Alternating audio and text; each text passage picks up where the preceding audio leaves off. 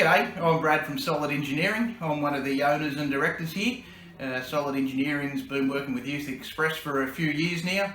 We're based in Kurri Kurri, medium-sized engineering business, sort of general fabrication, lot of focus on underground coal mining. Been in operation about 8.5 years. Thanks, Brad. Can you tell me, Brad, how the COVID situation has affected your business the last 18 months? Look, we've been lucky, I can say. It certainly has affected us. It's affected us a lot.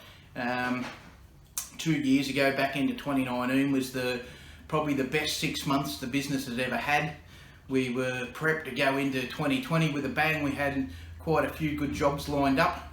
As everyone knows, COVID hit in January 2020, and by March 2020, a lot of our projects had been pushed back. Thanks to the government, with their support, we managed to get through the first sort of 12-18 months of COVID without having to lay anyone off. It was hard. We didn't have a lot of work. The work we did have, started late, which meant it was then in a hurry. It's been hard to manage price increases and material availability. In the last sort of 6 to 12 months also, steel prices have risen over 60% in 12 months. So things we were paying $100 for, we're now paying over $160 for. So that's really put a squeeze on a lot of what we've done. Do you think that's all COVID tax? I don't really know. There's a number of factors that our particularly steel suppliers tell us, and one of them is supply and demand. One of them is, transport. One of them is, just the raw commodity prices. I don't really know, but I really struggle to see how something can rise over 60% in 12 months and it's still available on the shelf most days. I can't see how there's an oversupply or an over demand, but I'm just a little engineering shop in Kurri. Have you had any issues getting product in? Anything that has to come from overseas? Yeah, look, not our like steel, not really. Other bits and pieces, yes. Specialty parts for jobs we have had.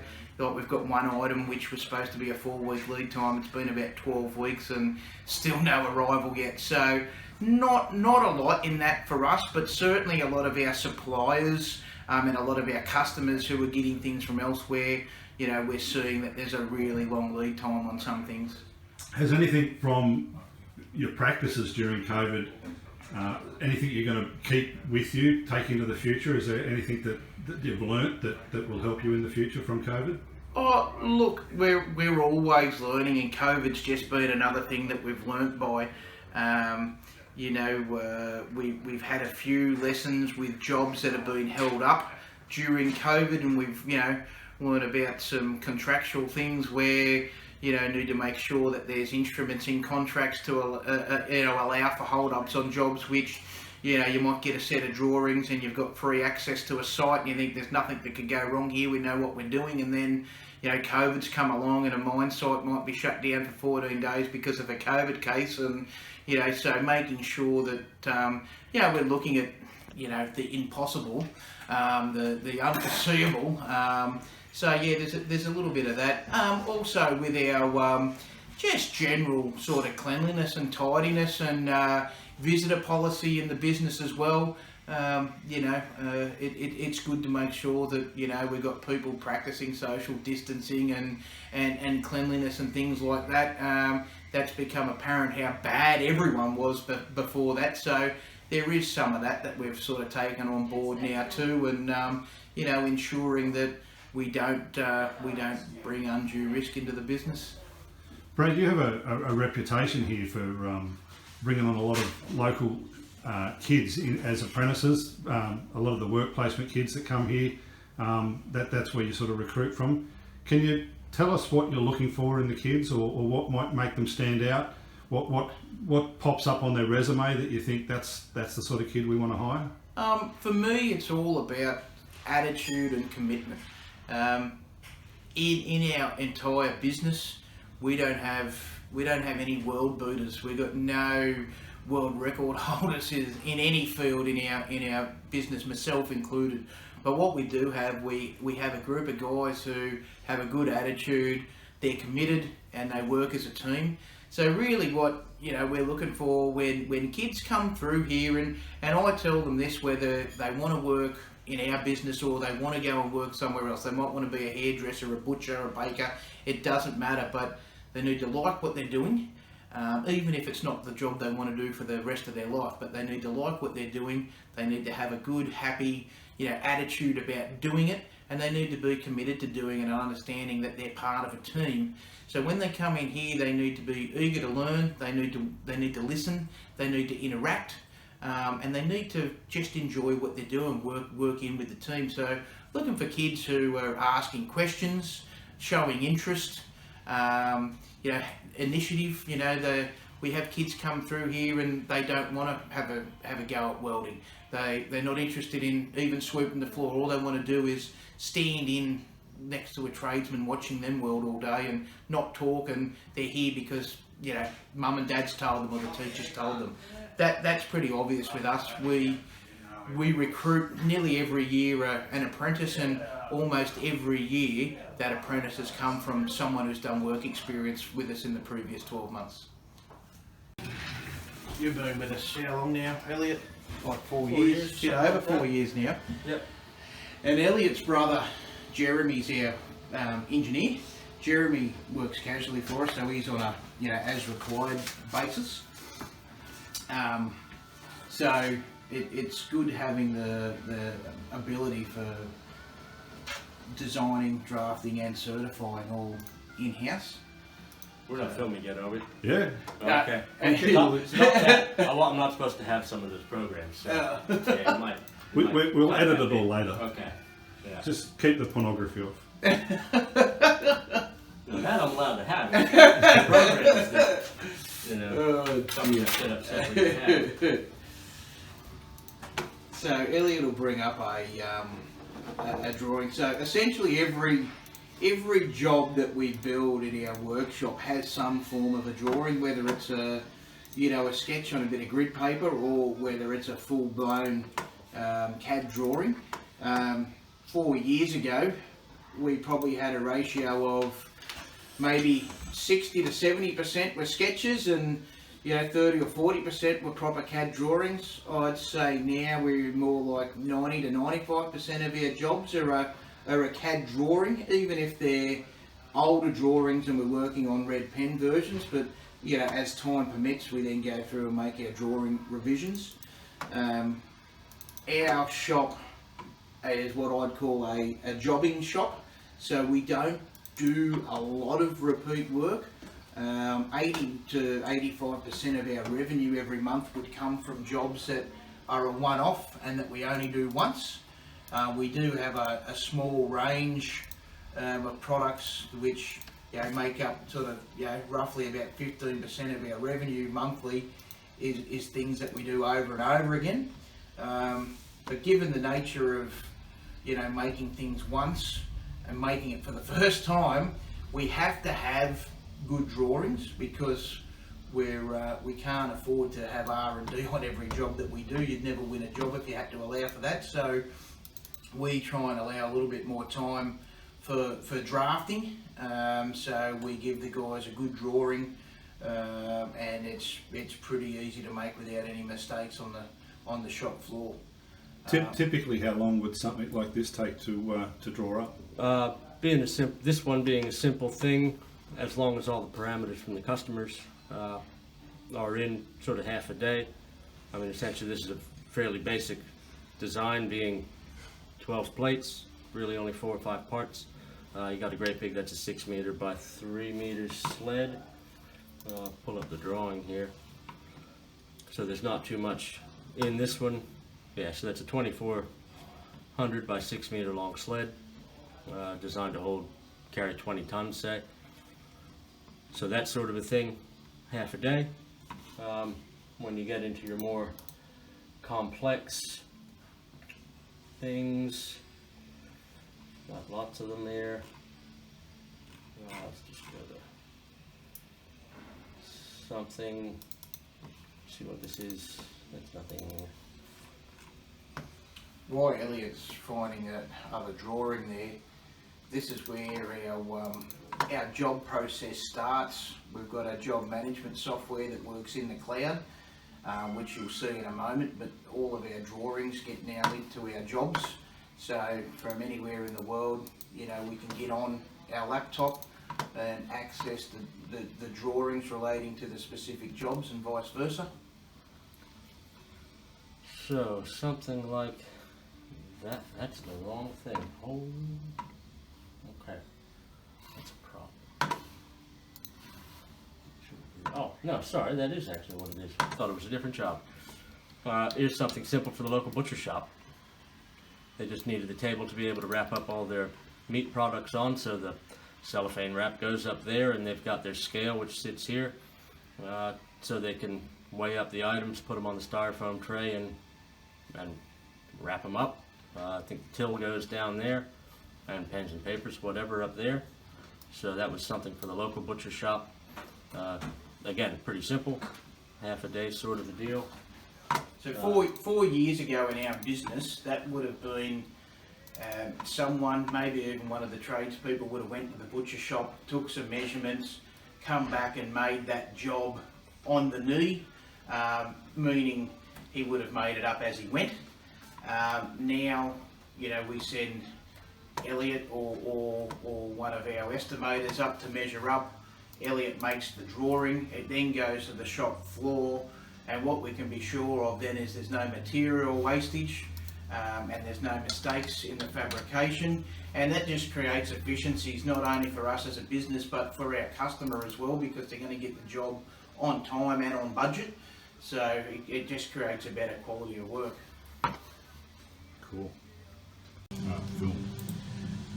So we run a job management software called Workflow Max, and essentially every job that we run through the business runs through this program.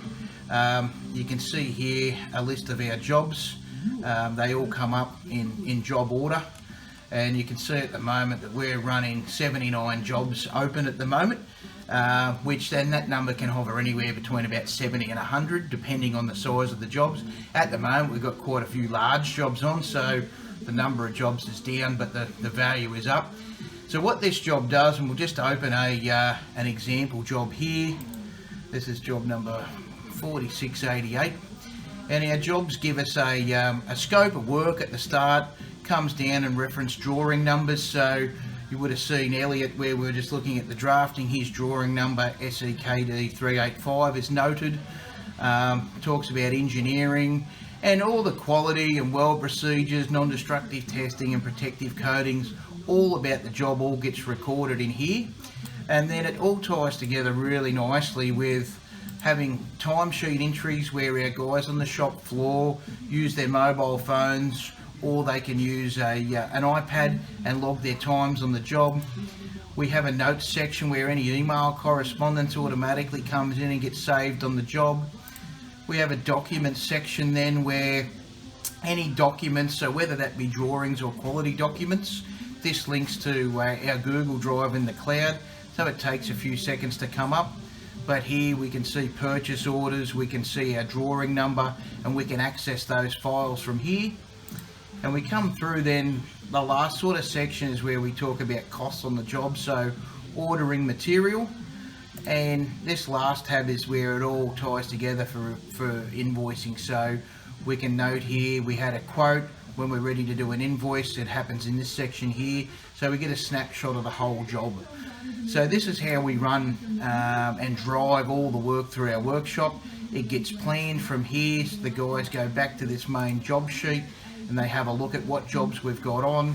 They'll have a look at what date the customer requires it by, so we schedule it, put our manning on, we order our material through here, we receipt it in through here when the material arrives, we do all of our quality checks through here, and all of our invoicing. So it's pretty seamless all in the one spot, and again that's creating an efficiency for us and then an efficiency for the customer by way of cost savings and time savings. Is this program an off-the-shelf program, or was it designed for you guys? It actually a product that most people have probably heard of is Xero. So that's Xero's the #1 cloud-based accounting software now, which most medium to small business would be using.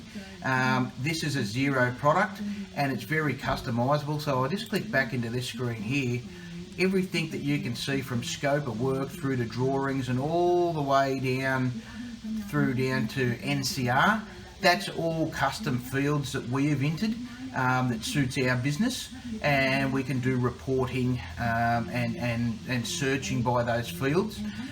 So it's a common program that students might see this or something very similar in engineering shops of our size, where we've got round numbers 30 people.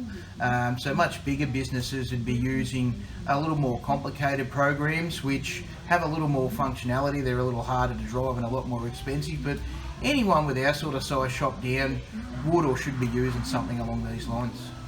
And all your engineers that fill in some of these fields, they would also have to have some sort of IT tech idea of what's going on as well. If you can use Facebook or eBay, you can fill these fields in. And most people can use Facebook or eBay. It's very, very simply by clicking here, say edit job, and I can type in comments here, and if I wanted to save that, and I won't, but if I want to save it, we come down to the bottom and hit save. So we've got drop down boxes for people to select from. So in order to be, I'll just scroll back down to a cancel. We don't want to save the wrong thing on a job, but in order to work in an office role in our engineering business, you don't have to be an IT expert. In fact, most guys here, myself included, none of us are computer experts. We've been using this system for about 4 years. So if you can use a smartphone to do Facebook and eBay, and you can know how to log onto a computer. We do a lot of email obviously as well, but it's only very basic. We really don't use spreadsheets or Word documents or anything like that. It's really just this Workflow Max program. So if you can manage your way around that, you can have an admin role in this business. As we've made it quite simple, because we want people who are good at engineering, not people who are good on the computer. We don't have a lot of fancy tooling. For example, all of our profile cutting, plasma and laser gets all done externally. A lot of our big forming, so pressing and rolling and things like that, we get done externally. But this is a new 125 tonne press that we bought earlier in the year. So this lets us sort of process plate up to about 2400 wide and up to 12 to 16 mil, depending on how wide the plate is and what we're pressing.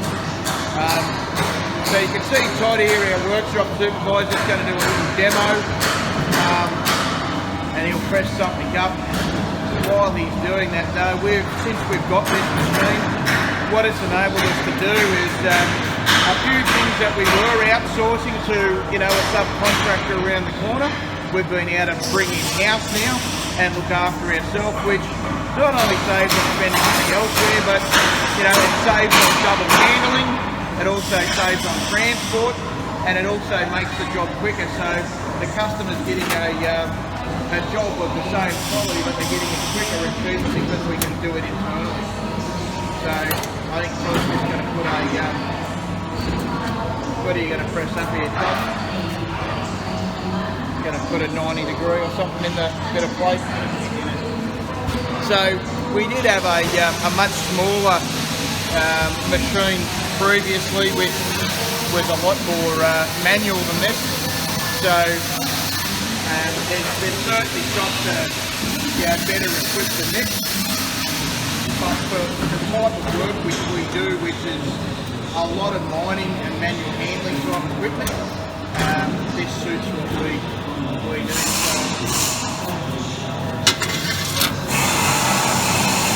Not very basic.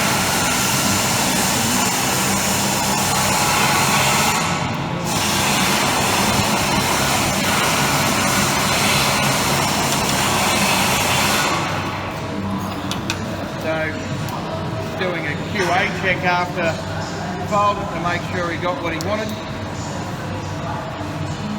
What'd you end up with, sir? 140, so get our new one. That's whole millimetres and points of a mil, so it's pretty accurate.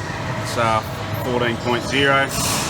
We can go points of a 1 down or up, depending on whether we need more or less fold. So that's a bit of an idea of just one bit of tooling we've got in the workshop. Oh, this is Andrew. Cole, how you going? Good, mate, yourself? Living the dream.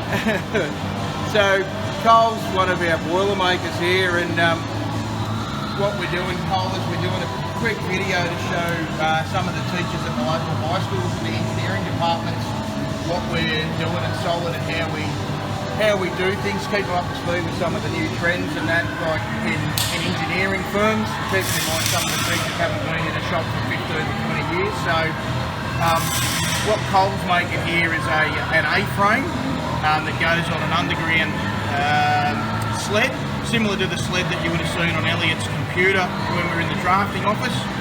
So Cole, can you just give us a quick 30-second rundown of what you've actually been fabricating? Yeah, just sort of all the RHS comes with the drawing and that. These side bits are pressed up. They're all profile cut, like a big jigsaw puzzle. So we're working off a drawing set that Elliot made. We've sent out our profile plates to laser and plasma cutters to cut them. We've got some bushes there that we've had machined up at one of our local suppliers. And then Cole, the parts come to a pallet on you, and then you put them together off the drawing. Yeah. So that's how we streamline our process in our shop. So this is Marcus. G'day Marcus, how are you, mate? Not bad yourself. Good. So Marcus is a first year apprentice with us here at Solid.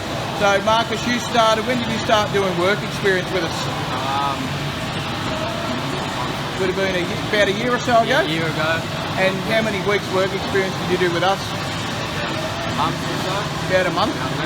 And I think from memory, you just wouldn't leave, you didn't want to go back to school, you wouldn't leave until we gave you an apprenticeship? Yeah, I wanted the job really bad. Okay, so what sort of stuff did we have you doing a year ago? What were you learning while you're on your work experience? Well, I was with the leading hand, helping him. Yep. I was cleaning stuff. Yep. Learning. And a year on, how are you finding it now? Are you enjoying it? Yeah, it's good. Yeah. I love it. Very good. Thanks, mate. Hello, mate. What are you doing here? You want to do something else?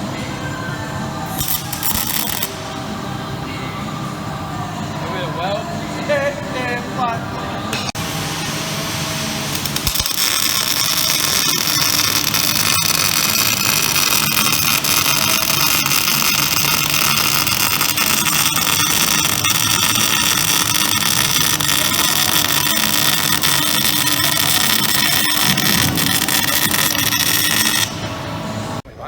Yeah, that's all right.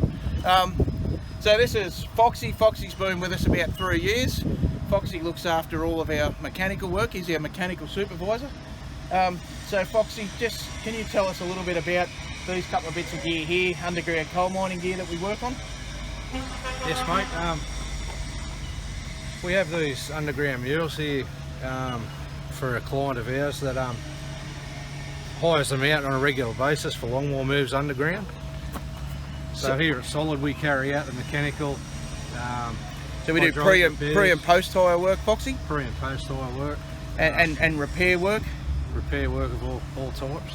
So that consists of mainly hydraulic type and mechanical work?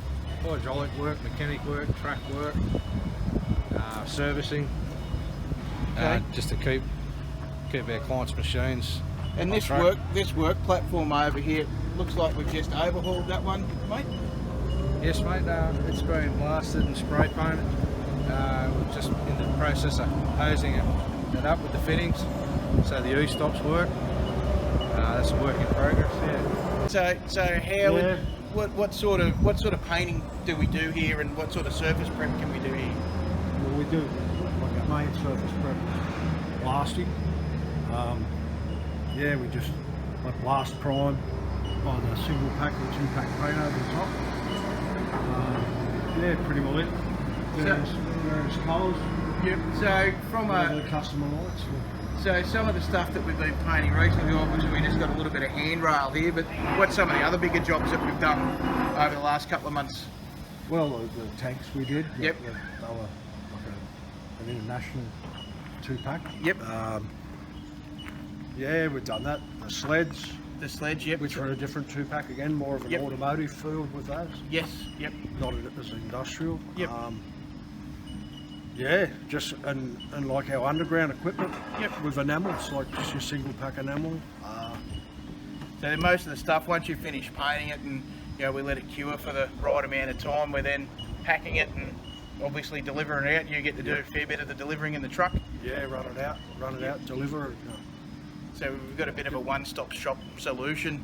Sort of Howard is one of our painters, but also drives truck as well. So once goes through the stage with Elliot drawing it, production manager orders it, workshop boys will then make it. It'll come out here to be painted, and then loaded onto a pallet and strapped onto the truck, and we deliver it. So it's a turnkey solution. We even have site guys, if there's installation that needs to be done, we've got a site crew that then can go and, whether it's handrails or guarding or structural steel, we can go and do an install then as well.